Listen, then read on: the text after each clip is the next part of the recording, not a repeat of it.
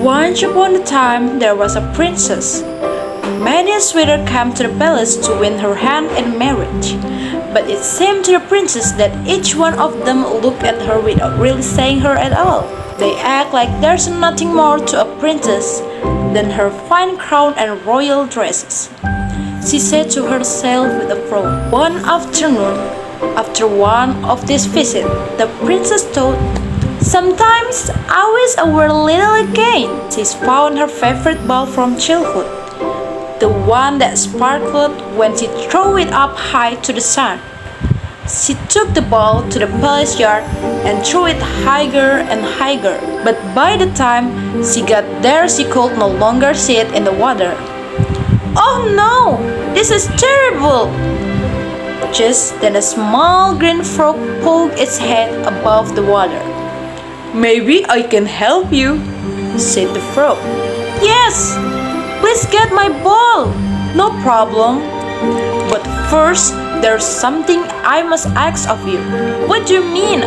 "It's for you to spend time with me today." "I'm not sure I know what that means." "To spend time with me today," repeated the frog. "Alright then, fine. Now please get my ball." "I'm on it," said the frog. He dived into the well. A few moments later, up he came with the ball held high on one hand.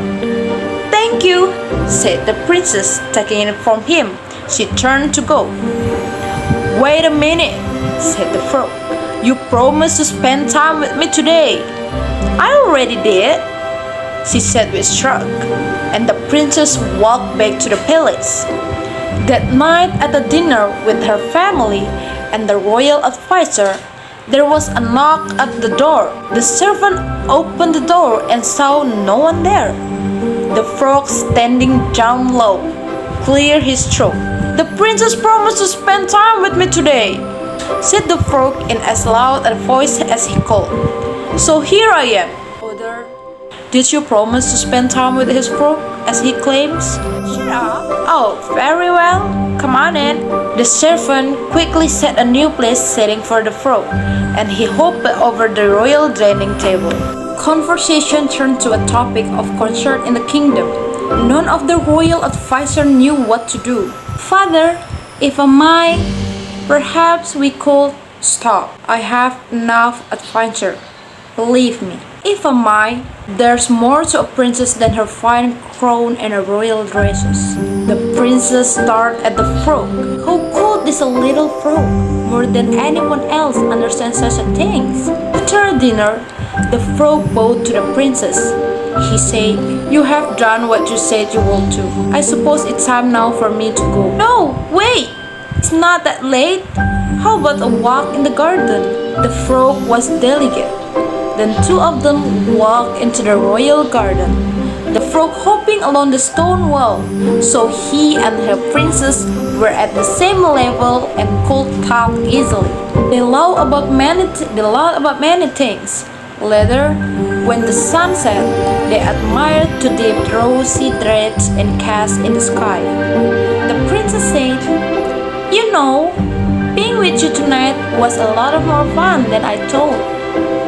"I had a very good time too," said the frog. "Who knew?" said the princess with a laugh. She leaned over and kissed the frog lightly on his cheek. At once, there was a puff of coals and smoke. The small green frog had changed into a young prince. The princess jumped back in surprise, and who could blame her? The prince quickly told her to not worry, that all was well.